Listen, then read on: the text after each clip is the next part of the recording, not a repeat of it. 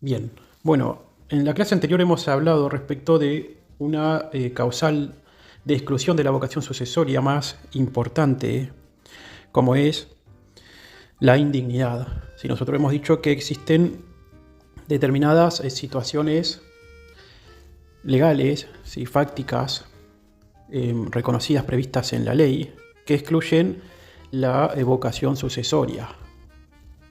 ¿Sí? Esto es... Recordemos que cuando hablamos de vocación sucesoria estamos haciendo referencia a aquel llamamiento a una sucesión determinada. Y si este llamamiento se encuentra de algún modo contrariado por alguna causal de exclusión de la vocación sucesoria prevista por ley, bueno, tal llamado, es decir, la persona excluida de esa vocación sucesoria, quedará excluida de recibir válidamente tal herencia. ¿Sí? Lo importante a saber acá es que existen tres grandes géneros de causales de exclusión de la vocación sucesoria. ¿Sí? En la clase anterior hemos hablado respecto del primero, la indignidad. ¿Sí? Pero también existe otra causal, que es particularmente de la cual hoy vamos a hablar, denominadas exclusiones específicas del cónyuge, y un tercer género que incluye aquellas incompatibilidades testamentarias. ¿Sí? Así que bueno, sin más preámbulos, comencemos. Bien, bueno, tal como lo dice el título del video, hoy vamos a hablar respecto de aquellas causales que son específicas de exclusión del cónyuge. ¿Sí? Digamos de otro modo que la ley contempla diferentes situaciones mediante las cuales puede un cónyuge quedar excluido de la vocación sucesoria respecto de su consorte en virtud de haberse producido algunas de las vicisitudes que son específicas y propias previstas por ley. ¿Sí? Entre ellas encontramos, primero, a la separación de hecho, segundo, a la separación decretada por un juez, tercero, la sentencia de divorcio vincular y cuarto, el caso del matrimonio in extremis. ¿Sí? Bueno, pasemos a hablar ahora respecto de cada situación puntual. Respecto de la separación de hecho, podemos decir que se trata de una causal de exclusión de la vocación sucesoria entre cónyuges que opera entre cónyuges si al momento de la muerte de uno de ellos se encontraban separados de hecho sin voluntad de unirse. ¿Sí? Recordemos que por regla el cónyuge recibe la herencia a título de heredero forzoso. No obstante lo cual la ley exige que al momento de la muerte del causante no solamente se encuentre vigente el título matrimonial, sino que también se requiere que haya plena comunidad de vida. E incluso al momento de la muerte del causante o de los causantes. Si en tal sentido, la ley considera determinante la plena comunidad de vida de dicho matrimonio para que el cónyuge supérstite concurra a la herencia de su consorte. ¿Sí? Ahora bien, si los cónyuges se encontraban separados, de hecho, al momento de la muerte de uno de ellos, bueno, la ley prevé la exclusión de la vocación sucesoria, aún a pesar de la vigencia del título matrimonial. ¿Sí? De esta manera, el matrimonio crea entre ambos cónyuges un título válido y que ante la muerte de uno de ambos cónyuges le reconocerá vocación sucesoria a uno respecto del otro y viceversa.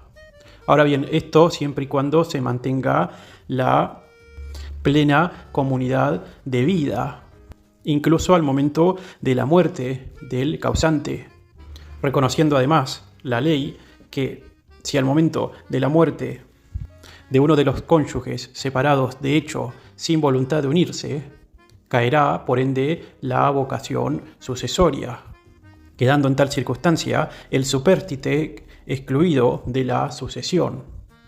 ¿Sí? Otro tema importante al respecto es que resulta indiferente el tiempo de la separación de hecho sin voluntad de unirse, sino más bien lo que resulta trascendental es que se pruebe que al momento de la muerte del causante los cónyuges estaban separados de hecho y sin voluntad de unirse. Y solo en ese caso, quien pretenda algún derecho legítimo en dicha sucesión, probando y alegando que los cónyuges se encontraban separados de hecho, sin voluntad de unirse, lograrán de esa manera que el tal superstite, quede excluido de la sucesión. Sí, esto lo digo porque es verdad que en nuestro nuevo Código Civil y Comercial, ¿sí?, se podrían llegar a presentar algunas situaciones particulares en relación con la prueba. Si en efecto ya es sabido que los cónyuges no tienen el deber legal de vivir bajo un mismo techo, pudiendo incluso vivir en casas separadas. Sí, bueno, en esta precisa situación, sí, recae en cabeza de quien pretende excluirlo el acreditar, ¿sí?, que ambos cónyuges estaban separados de hecho, sin voluntad de unirse. ¿Sí? Si no se puede probar la falta de voluntad de unirse, por obvios motivos prevalecerá el llamamiento hereditario, basado solo en el título matrimonial. ¿Sí? En definitiva, la sola circunstancia de que no vivan ambos cónyuges en el mismo domicilio no implica necesariamente que estén separados de hecho, sin voluntad de unirse. Digamos que la posibilidad de que puedan vivir en domicilios separados lleva a que en el caso de la muerte de uno de ambos cónyuges, quien pretenda excluir al otro consorte deba probar explícitamente ese elemento subjetivo, es decir, la no voluntad de seguir en plena comunidad de vida que tenían ambos cónyuges al momento de la muerte de uno de ambos. ¿Sí? Si no, ante la duda deberá prevalecer el vínculo matrimonial. ¿Sí? Bien, otra situación que se encuentra enmarcada dentro de este género se daría en aquellos casos en donde hubiera una separación decretada judicialmente. Esto implica, ¿sí?, que exista una decisión judicial de cualquier tipo que implique el cese de la convivencia. O en otras palabras, si al momento del fallecimiento del causante los cónyuges no convivían en razón de haber mediado una decisión u orden judicial que haya provocado ese cese de la normal convivencia, el cónyuge superstite quedará excluida de la vocación sucesoria. Sí, bueno, infinidad de situaciones quedan comprendidas en esta previsión legal. La primera que se me ocurre es aquella que podría darse cuando uno de los cónyuges se encuentre privado de su libertad. Si en tal caso, acaecido el fallecimiento de uno de ellos, el cónyuge superstite se encontraría excluida de su vocación sucesoria.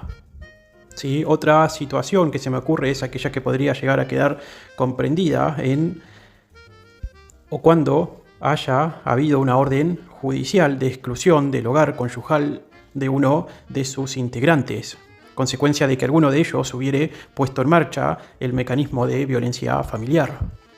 ¿Sí? Debo decir que estas y otras situaciones fácticas, como puede ser aquella que acontezca en aquellos casos en donde hubiera alguna medida de seguridad en favor de uno de los cónyuges, como ser la internación compulsiva de uno, que pueden en determinadas situaciones fácticas convertir al precepto en un indudable desatino legislativo, ya que por la sola circunstancia, incluso en algunos casos ajena a la voluntad de los cónyuges, no se encuentren conviviendo en el mismo domicilio, al momento de la muerte del causante se llevaría a que se lo excluya de su derecho hereditario.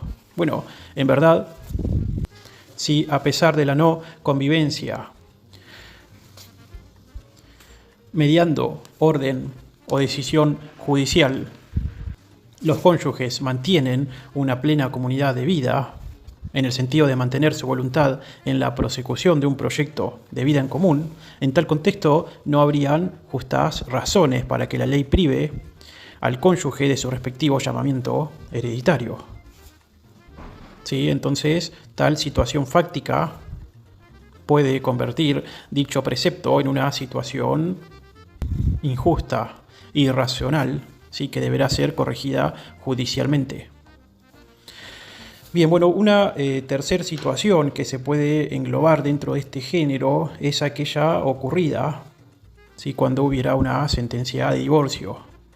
A ver, en rigor todos sabemos que la sentencia de divorcio produce la extinción del vínculo matrimonial, de modo de que si luego se produce la muerte de alguno de sus integrantes, lo cierto es que el vínculo que da origen a esa vocación sucesoria ha perdido su vigencia, puesto que los ex cónyuges ya no gozan de su respectiva vocación sucesoria. ¿Sí? Bien. Y por último, una cuarta situación que entra dentro de las causales de exclusión propia del cónyuge supérstite es cuando estamos en presencia de un matrimonio celebrado en extremis. ¿Sí? Bien. Al respecto, el matrimonio in extremis se encuentra contemplado en el artículo 2436 de nuestro Código Civil y Comercial. Y dice así, voy a leer textual: la sucesión del cónyuge no tiene lugar si el causante muere dentro de los 30 días de contraído el matrimonio a consecuencia de enfermedad existente en el momento de la celebración, conocida por el supérstite y de desenlace fatal previsible, excepto que el matrimonio sea precedido de una unión convivencial. ¿Sí? Vale remarcar al respecto que un matrimonio configurado en esta situación, ¿sí? en este factum, es inatacable. ¿Sí? Se trata de un acto plenamente válido. ¿Sí? La validez de dicho matrimonio resultará indiscutible, sino más bien la exclusión o la sanción que la norma prevé resulta recaer sobre la vocación sucesoria, ¿sí? Y se trata del único efecto propio del matrimonio in extremis, limitándose tan solo a esta privación de efectos y no otros efectos que resultan plenamente válidos.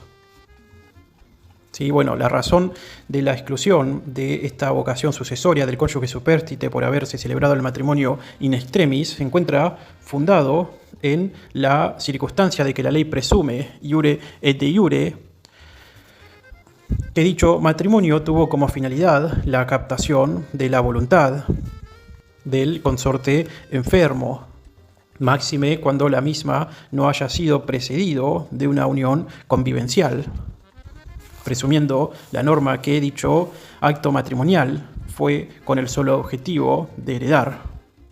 Sí, bien, bueno, al respecto tengo para decir que por más que se justifique tal situación como causal de exclusión entre cónyuges, lo cierto es que la misma ha sido valorada conforme épocas antiguas, más que nada teniendo en cuenta que el origen de dicha institución es de raigambre romana, ¿sí? De donde ha sido tomado por las distintas legislaciones.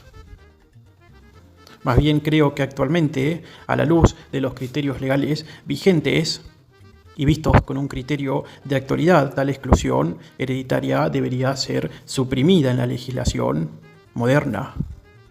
Ello así en virtud del principio de la autonomía de la voluntad.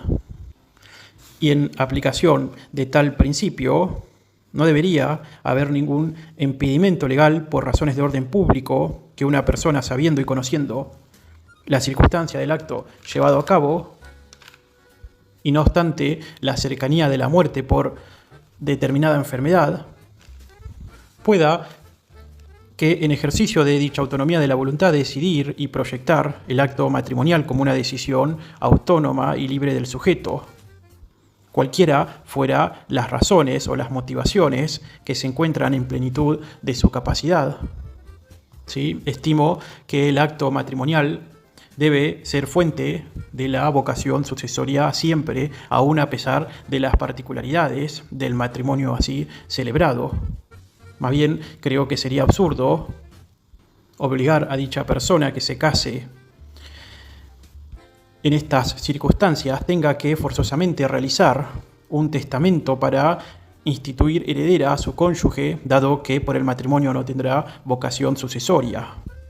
En definitiva, si dos personas en pleno ejercicio de la autonomía de la voluntad entienden que ante una enfermedad terminal de uno de ellos deciden celebrar el matrimonio, haya o no haya convivencia previa, creo que tal comportamiento debe quedar en el ámbito de la autonomía de la voluntad de las partes habiendo elegido como proyecto de vida esa circunstancia.